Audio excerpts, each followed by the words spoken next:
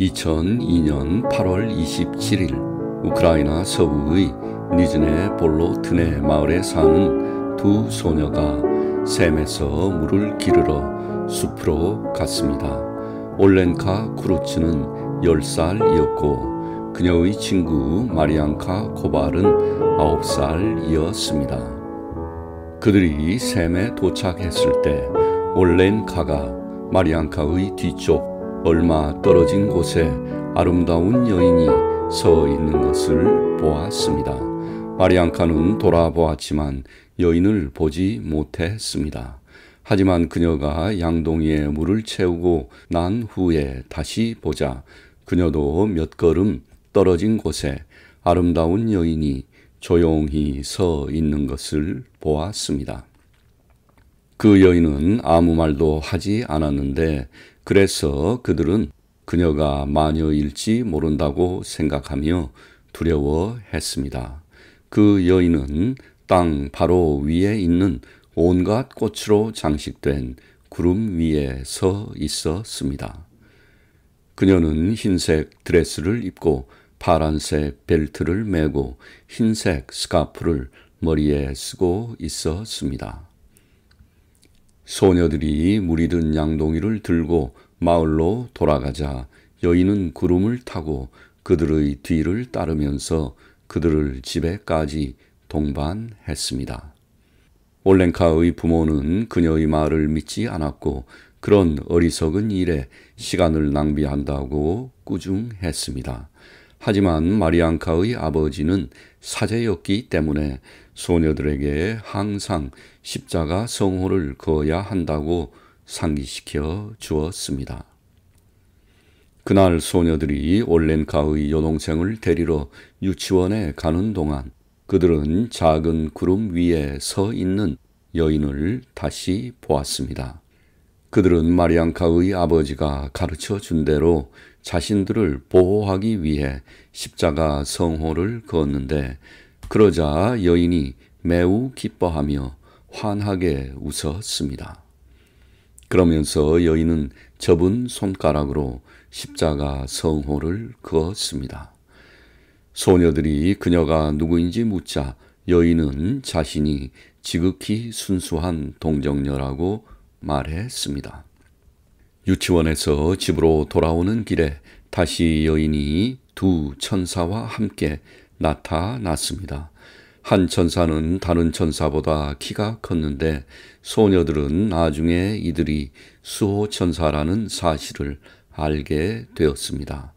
또 그 후에 세 번째 천사가 나타났는데 그는 미카엘 대천사로 확인되었습니다. 소녀들은 이제 성모님을 보는데 익숙해지면서 그녀에게 많은 질문을 했습니다.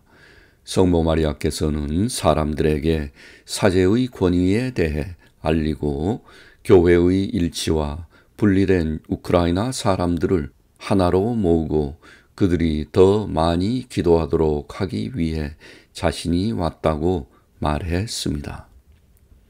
성모 마리아는 아이들의 부모가 숲속 샘에 가서 기도하기를 원했지만 사제인 마리안카의 아버지는 그것이 적절하지 않다고 생각하며 주저했습니다. 그러자 성모님은 아이들을 통해 사제에게 먼저 나이든 마르히티치 주교에게 말하여 그녀의 발현을 교권에 알리라고 요청했습니다. 이 소식을 들은 주교는 어린 소녀들에게 자세히 묻기 위해 즉시 마을로 왔습니다. 주교는 여인이 어떤 방식으로든 그들에게 그녀가 누구인지 확인해 줄 수 있는지 알고 싶어 했습니다. 소녀들은 사람들이 숲속 샘에서 기도하기 시작하면 확인이 일어날 것이라고 대답했습니다. 따라서 첫 발현이 있은 지 4일 후인 2002년 8월 31일 마르히티치 주교는 주블리크로 알려진 샘에서 기도 모임을 가졌습니다. 그 후 소식은 퍼졌고 곧 우크라이나 전 지역에서 순례자들이 기적을 보기를 바라며 이 지역으로 찾아왔습니다. 하지만 주교는 1년 후에 사망했고 발현에 부정적인 많은 회의론자들, 의심하는 자들은 소녀들이 환각 증상을 보이고 있다거나 모든 것을 꾸며내고 있다거나 단순한 초능력이 있는 아이들이라고 주장했습니다. 하지만 소녀들은 건강하고 정상적이며 그 나이 또래의 아이들이 하는 일에 활발히 참여할 뿐 아니라 정신적 장애나 거짓말이나 허튼 소리를 꾸며낸 병력도 없었습니다. 결국 그곳에 채플이 지어졌고 순례자들이 성모 마리아를 목격하기 시작했습니다. 어떤 사람들은 마리아가 울고 있다고 보고했고 다른 사람들은 성가족을 보았다고 보고했습니다. 채플 앞에 세워진 십자가에서는 금박이 벗겨지고 대신 피가 나타났습니다. 혈액 샘플은 실험실로 보내졌고 검사 결과 그것은 진짜 피로 밝혀졌습니다.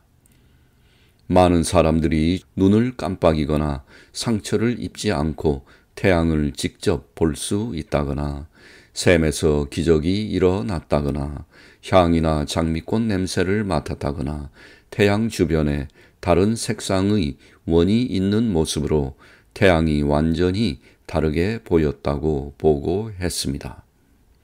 첫 발현 얼마 후 올렌카는 교회에서 미사 도중 사제의 옆에 신비로운 한 남자가 나타나는 것을 보았습니다. 올렌카는 그녀 옆에 있는 마리앙카에게 속삭였는데 마리앙카는 처음에는 남자의 실루엣만 보았지만 나중에는 그녀도 어깨 길이의 머리카락과 짧은 수염을 한 키 큰 남자의 모습을 보았습니다. 마리앙카는 엄마에게 자신이 보고 있는 것을 속삭였는데 그 남자는 빨간색 옷 위에 파란색 겉옷을 입고 있었으며 그의 발은 작은 구름에 가려 보이지 않았습니다. 그녀는 그 남자가 손에 상처가 있고 매우 잘생겼다고 설명했습니다. 두 소녀들은 모두 그 남자가 사제와 함께 모든 동작을 함께 하면서 미사를 진행하고 있다고 증언했습니다. 다음에 성모님이 나타나셨을 때 소녀들은 이 사람이 예수님이었을까 궁금해서 물었는데 그녀는 그들이 본 사람이 예수님이라고 확인해 주셨습니다. 또 다른 때에는 그들은 갈색 옷을 입은 남자가 한 손에 긴 막대기를 들고 다른 손에는 백합을 들고 있는 것을 보았는데 그들은 이 사람이 성 요셉이었을까 궁금해 했습니다. 어느 날 그들은 8명의 다른 아이들과 함께 숲속 샘으로 갔는데 성모 마리아가 다시 나타나시자 그들은 다른 아이들에게 성모 마리아의 손이나 발에 키스하라고 권유했습니다. 다른 아이들은 그녀를 볼 수는 없었지만 그녀의 발이 있는 곳을 가리켜 주자 그 부위에 키스했는데 그들은 그곳에서 신비로운 따뜻함을 느꼈습니다. 그리고 집으로 가는 길에 그들은 모두 마을까지 그들을 동반하는 신비로운 빛을 보았습니다. 또 다른 경우에 그녀 앞에 그리스도께서 나타나시자 올랭카는 그분의 발에 키스했는데 그때 손과 발, 심장, 머리에 날카로운 통증을 느꼈습니다. 그녀는 땅에 쓰러졌고 다른 아이들은 그녀를 일으키려고 했지만 그렇게 하는데 어려움을 겪었습니다. 올랭카는 땅에 누운 채 팔을 벌리며 십자가에 못 박힌 사람의 자세를 취했습니다. 다시 한번 아이들은 그녀를 땅에서 일으키려고 했지만 그렇게 할 수 없었고 그들 중 어린 소년이 도움을 요청하기 위해 마을로 달려가서 아타나시 차이페시 신부와 경비원을 데리고 돌아왔습니다. 그들은 결국 그녀의 얼굴에 샘물을 뿌린 후 그녀를 집으로 데려갔습니다.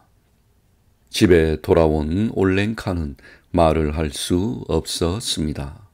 그래서 그녀는 자신이 걸을 수 없기 때문에 사순절 동안 학교에 갈 수 없을 것이라고 종이에 써서 부모님에게 보여주었습니다.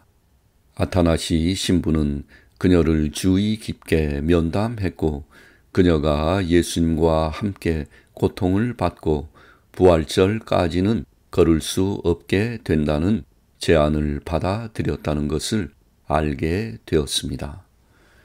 밤에 꿈에서 성모 마리아는 그녀를 구름에 태워서 낙원과 연옥, 지옥으로 데려갔는데 그녀는 세 곳 모두에 주교와 사제들이 있는 것을 보고 놀랐습니다. 성모 마리아는 그들이 하느님을 믿지 않았기 때문에 지옥에 있다고 설명했습니다.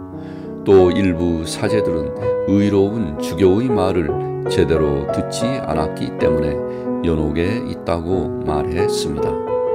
올랭카의 성흔의 통증은 한동안 지속되다가 모두 사라졌습니다.